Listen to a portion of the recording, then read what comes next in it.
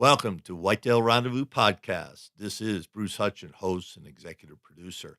Each week you will hear tips, techniques, strategies, and personal stories from some of the best and funniest whitetail hunters in North America. Hope you enjoyed today's episode. If you do, tell a friend on social media.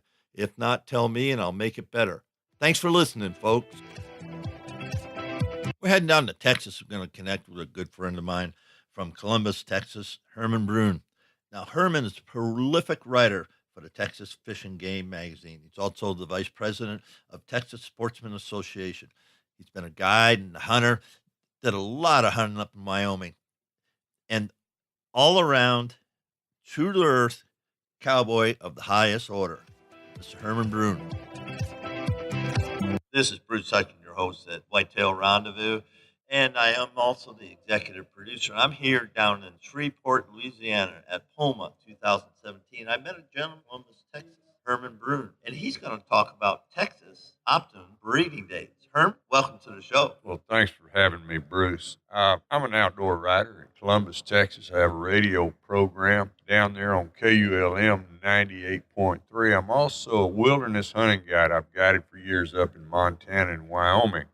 During my time as an outdoor writer, I've had various editors ask me questions, ask me to do feature articles. One of them was on the rut. I was asked to do an article about the rut in Texas and what was, what were the biologists' predictions for the rut, and did the previous year's predictions follow through? So I looked into it. I called our whitetail manager at Texas Parks and Wildlife, our leader there, and he told me there actually was no information on the rut, and which is per Texas, that would be just incredible because they have a facility down in Hunt, Texas, where they study all this stuff all the time. And I was just befuddled with his answer that they had no material on the rut. Well, then he said, Herman, he said, I've got mountains of data on optimum breeding dates. And I said, well, all right, let's talk about optimum breeding dates. And he told me, he said, okay, it's all done by number of daylight hours. You know, if you're a horse breeder, you know, if you breed any kind of animals, you know that the breeding seasons are all according to daylight hours. It's the same thing with deer.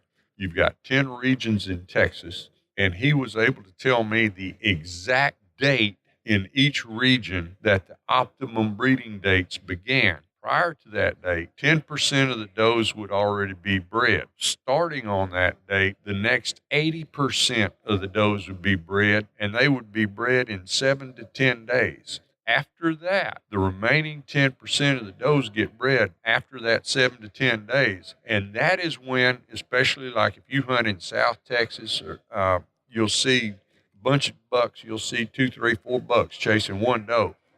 That's when rattling horns works the best. That's when all the little tricks work the best. We always call that the height of the rut. It's actually the tail end of the optimum breeding dates. It's when the last 10% of the does were getting bred in South Texas. That's when the biggest bucks were getting shot. During that time that the 80% are getting bred, that's when the bucks and the does, they all go to the brush and you don't really see them. Now, what I tried to do as a hunting guide in Montana and Wyoming, I tried to apply that same type of thinking to elk. And it's been an ongoing conundrum for me because elk are more of a herd animal than whitetail deer.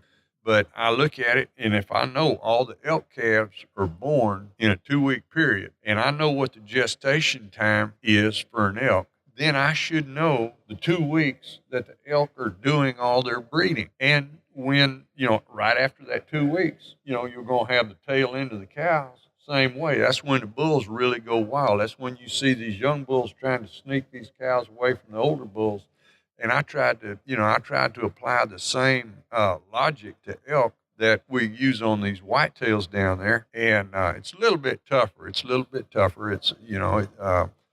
But it's just fun to play with. It's something, if you're a hunter, if you're an outdoorsman, you always think of every angle. You try to figure out what's going on. You try to understand what the animals are doing.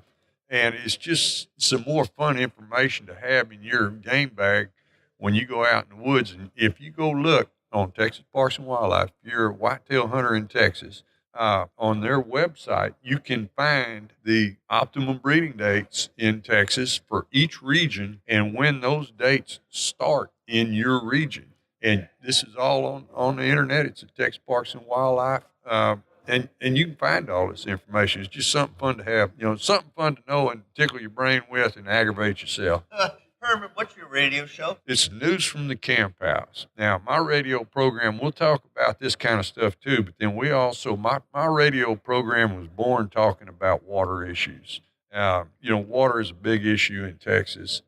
We had in 99, Buster Brown passed Senate Bill 1, and it laid out the infrastructure for how water would be managed in Texas. It includes groundwater and surface water. And they wanted everybody to have a groundwater conservation district. They wanted everybody to have a place at the table for wanting to manage water in Texas. So in order to do that, everybody had to vote on a groundwater district in their particular counties. Well, a lot of your counties are conservative folks and rural folks, and they do not want more government. And that's what they saw it as. They saw it as more government. And so it was kind of hard getting these groundwater districts passed. But like we heard this week, if you don't have a place at the table, you're going to be on the menu. So that's true. That's a very true statement. You better have a seat at the table. No matter what you want to do in conservation, you need to have a seat at the table. Forget about bitching and crying over your beer bar with boys. You got to sit at the table. Yes, sir. There were two issues. The water issues were one of the issues that was big when I first started my radio show back in 2000. The other one was antler restrictions in Texas. We live in an area where we've got a 13-inch antler restriction, and what that means is that trophy bucks in our part of the world have to have at least a 13-inch inside spread before you can shoot them. And it caused people to have to stop and look at deer, not shoot the first thing with horns, and it has really, really benefited our whitetail herd, our whitetail deer in our area, and as well as it has really benefited the next generation of hunters. We got kids out there. Old people have a problem with new rules. Those kids don't have a problem at all. They walk out there and sit there, and they can do it better than we can. Well, thanks for that. Share a little bit about POMA. We are at POMA 2017, and let's wrap the show. Spend another couple minutes talking about POMA 2017 and why you come to POMA. Why do I come to POMA? Every once in a while we have to do something just to kind of revitalize ourselves, regenerate, just get the excitement going again. If you sit at the house or just in one place too long, you get stale. And we come up here and we're with like-minded people. We're with people who are involved in conservation, involved in the outdoors, involved with wildlife, involved with all the outdoor issues. We want to see things done correctly. We want the North American model of conservation out there for everybody to understand, to know about, and to understand it. And when we come here, we get around each other and we hear new ideas. We hear how other people are doing it.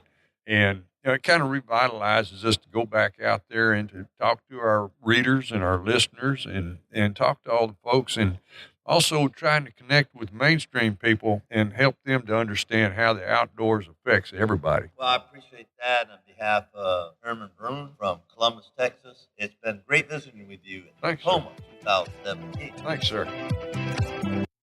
We welcome Adam Lewis to the show. Now, Adam is the founder, owner of a company that does sound management. What is sound management? Well, that's what Sound Barrier is all about. Adam's going to share with us today just why Sound Barrier works. Because it eliminates sound, those little sounds that buck, you could be a quarter mile away, and guess what? He'll hear when your bow hits your tree stand ladder. He'll hear when your backpack buckle hits the stand. Yes, he will. So he wants to help you eliminate all unnecessary sounds. Ergo, Sound Management by Sound Barrier and Adam Lewis. Thanks for joining us. Be sure to tune in tomorrow for another episode of Whitetail Rendezvous, where you can listen and learn from the experts so you can be more successful on your next hunt. Until next time, listen, learn, and succeed.